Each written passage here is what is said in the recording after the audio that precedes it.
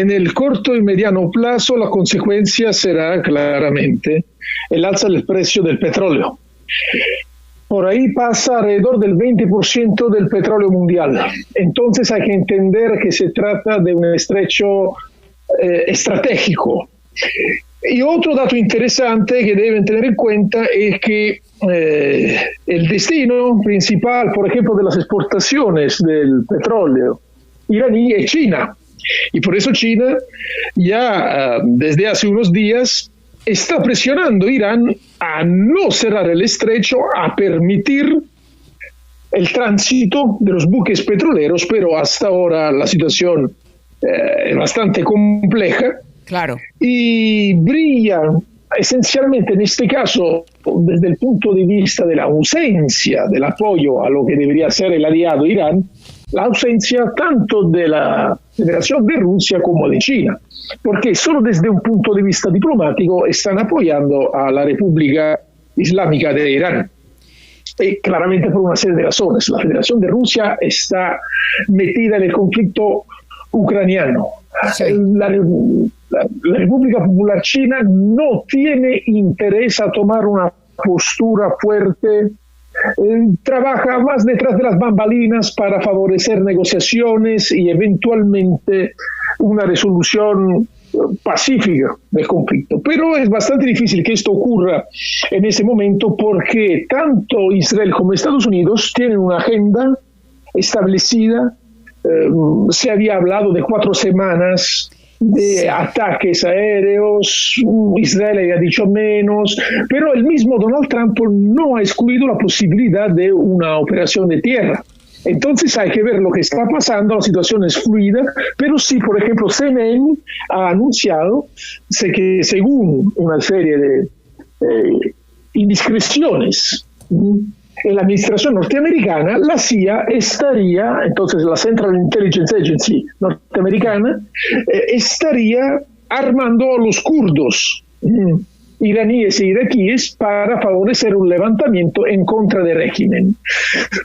Hasta ahora hemos visto que no se ha dado un levantamiento, además porque quiero recordar que hace unas semanas hubo una represión brutal por parte del régimen y han fallecido, no tenemos datos oficiales, entre 3.000 y 30.000 manifestantes. Entonces, es muy probable que también por eso, por la gran represión que se ha dado por parte del régimen iraní, la población no se ha levantado. Además, sería también un poco naïve pensar que todos los iraníes están a favor de un cambio de régimen. Ojo, eso también hay que tomarlo en cuenta. Sí, claro.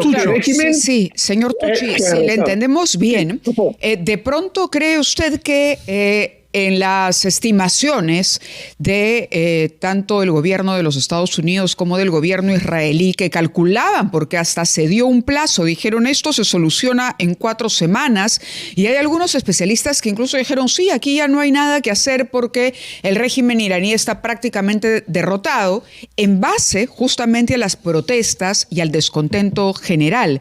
Pero la respuesta iraní no ha sido tan,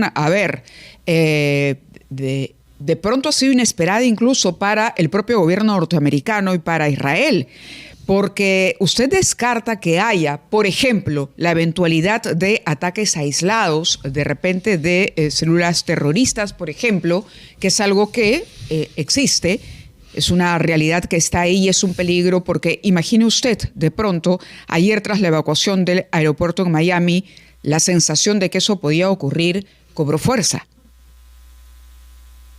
Sí, miren, es muy probable que Irán vaya activando la Fuerza Quds, que es una rama de los Pasdaranes, los guardianes de la revolución especializada en operaciones en el extranjero. Entonces es muy probable que se darán ataques terroristas en el mediano término. No necesariamente ahora, pero sí es probable que Irán escoja también un cierto tipo de lucha que es asimétrica y que se pueda basar no solo en guerrillas, sino también en terrorismo. El tema es esto: cuando comienza una guerra, quien la empieza sabe cómo la va a empezar, pero no sabe cómo va a terminar. Porque como siempre, como decía von Clausewitz, un gran estratega, de la guerra, ¿qué ocurre? Los planes funcionan hasta el día antes de ser aplicados, porque después la situación va cambiando. De acuerdo, a propósito de eso, señor Tucci, justamente a propósito de eso, hay un debate en Estados Unidos, hay senadores que han sido sumamente críticos sobre Trump respecto de cuál es la motivación de Donald Trump, quien en junio pasado había afirmado que el bombardeo norteamericano había eliminado absolutamente la instalación nuclear iraní y que había hecho campaña cuando fue elegido diciendo que Estados Unidos no participaría más en guerras para ayudar a la democracia en otras partes del mundo y adoptó una postura aislacionista.